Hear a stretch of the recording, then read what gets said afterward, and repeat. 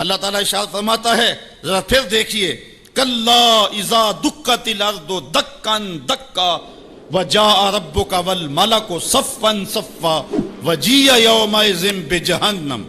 پھر جب اس دن جہنم کو سامنے لایا جائے گا، پھر کیا ہوگا؟ انسانوں کے رونگٹے کھڑے ہوں گے. پھر ایک دم ماضی کی سکرین جو ہے وہ سامنے آئے گی، وہ برائیاں کی، وہ داد عیش دیے، وہ جو کچھ کیا سب کچھ سامنے آ جائے گا. یومئذ یتذکر الانسان، اس دن آدمی سوچے گا، وَأَنَّ لَهُ الذِّكْرَى، اور اب سوچ کا وقت گزر چکا ہوگا. اس دن انسان کو بہت کچھ یاد آئے گا. اس وقت خیال کرے گا، کاش میں یہ کر لیا ہوتا، میں یہ کر لیا ہوتا. وَأَنَّ لَهُ الذِّكْرَى، اب اس کو سوچنے کا وقت کہاں، اب اس کا فائدہ کہاں. وہ گھڑیاں، وہ لمحے، وہ ساعتیں اب اس کے لیے حسرت کو بڑھانے والے ہوں گے.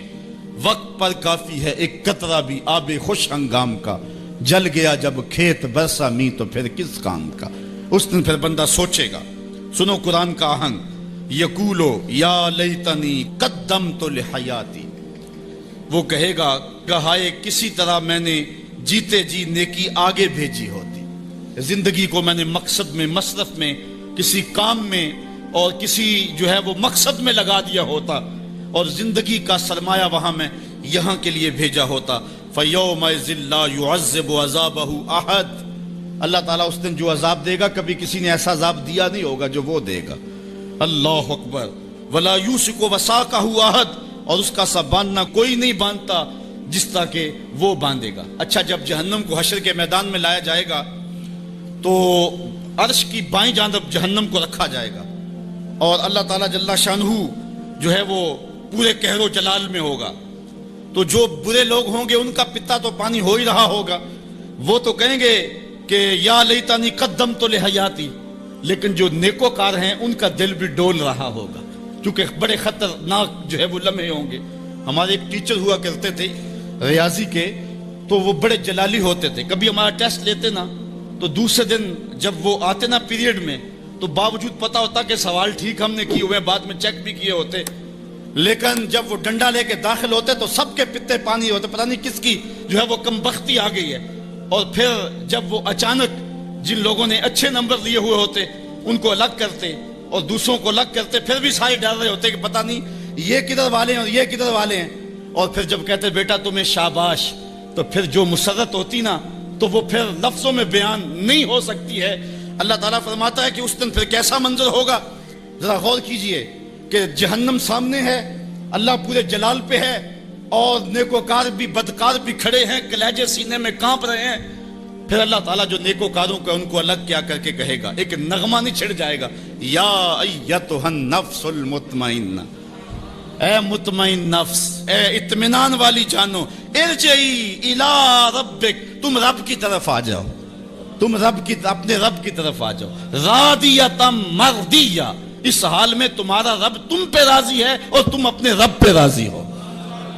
یہاں مفسرین فرماتے ہیں کہ رب کا بندے پہ راضی ہونا یہ بھی بڑی بات ہے، لیکن بندے کا رب پہ راضی ہونا یہ بہت بہت بڑی بات ہے. بندہ تو راضی ہوتا ہی نہیں، بندہ تو دنیا پہ دیکھ لو راضی نہیں ہوتا، لیکن اس دن کیسا منظر ہوگا. بندے کے راضی کا انداز فی ظلال القرآن میں دیکھیے، یا ایتھا النفس المطمئنہ، المطمئنہ الی ربہا، المطمئنہ الی طریقہا، المطمئنہ الی قدر اللہ بہا، المطمئنہ فی السراء والضراء وفی البسط والقبض والمنع والعطاء.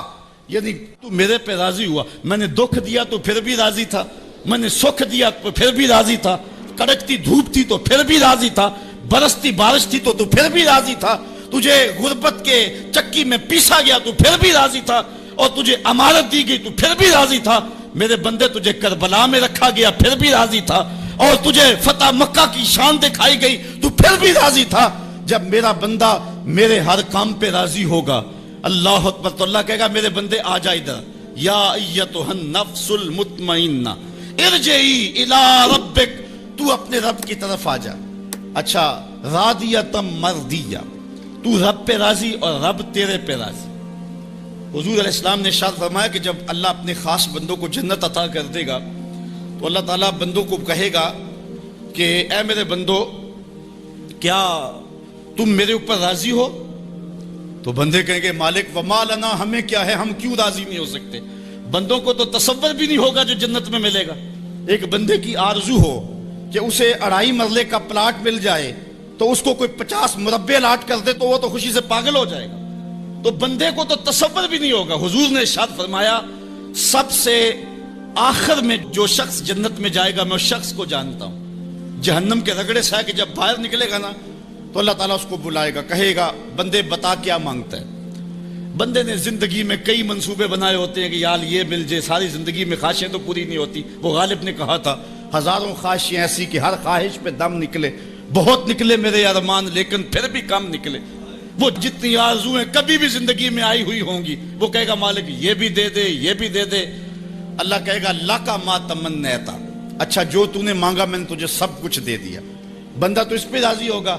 اللہ فرماتا ہے یہ تو نے مانگا میں نے دیا نا، اس کے علاوہ جتنی زمین ہے یہ 7 بر اعظموں پہ پھیلی، اس سے 10 گنا زمین بھی جنت میں تجھے الاٹ کر دی۔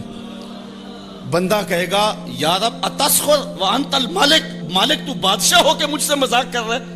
بندے کے تو گمان میں نہیں ہوگا کہ اتنا کچھ ملے گا۔ جب یہ بات حضور نے بیان فرمائی فضاحک النبی حتی بدت انیابہ، حضور اتنا مسکرائے کہ حضور کی داڑھیں نظر آنے لگی۔ اس کو تو یہ گمان تھا کہ برابر برابر بھی چھوٹ دوں تو جنت میں کسی دروازے کی چوکیداری بھی مل جائے تو غنیمت ہے۔ اتنی تو دولت جو ہے وہ اوباما کے پاس بھی نہیں ہے، پوری دنیا کے مالیاتی اداروں کے پاس بھی نہیں ہے۔ اتنی حکومت تو کائنات میں کسی حکمران نے نہیں کی ہے جتنا تخت و تاج کا مالک اس سب سے آخری شخص کو بنا دیا جائے گا۔ جب سب سے کم پراپرٹی جنت میں جس کی ہے وہ اتنی جگہ کا مالک ہوگا، پھر داتا گنج بخش علی حجویری کی جاگیروں کا عالم کیا ہوگا؟ پھر انبیاء کی جاگیروں کا عالم کیا ہوگا؟ امام الانبیاء کی جاگیروں کا عالم کیا ہوگا؟ اتنا کچھ دینے کے بعد میرے بندے کیا تم میرے پہ راضی ہو؟ اللہ تعالیٰ جب بندوں سے پوچھے گا تو بندے کہے گے مالک ہمیں کیا ہوا کہ ہم راضی نہ ہو، ہم تو جو ہے وہ پھولے نہیں سما رہے۔ تو اللہ تعالیٰ فرمائے گا تمہیں ایک اور چیز دینے لگا ہوں۔ تو بندے جنت میں کسی کمی کو محسوس نہیں کریں گے، کہیں گے مالک اور کیا چیز رہ گئی ہے؟ تو اللہ تعالیٰ فرمائے گا بندو وہ چیز یہ ہے کہ میں تمہارے اوپر راضی ہو گیا ہوں، اب کبھی بھی ناراض نہیں ہوں گا۔ تو پھر جو مسرت ہوگی وہ دیدنی ہوگی۔ یا ایتھا النفس المطمئنہ ارجعی الی ربک راضیۃ مرضیہ فادخلی فی عبادی، میرے خاص بندوں میں داخل ہو جا، وادخلی جنتی، اور میری جنت میں داخل ہو۔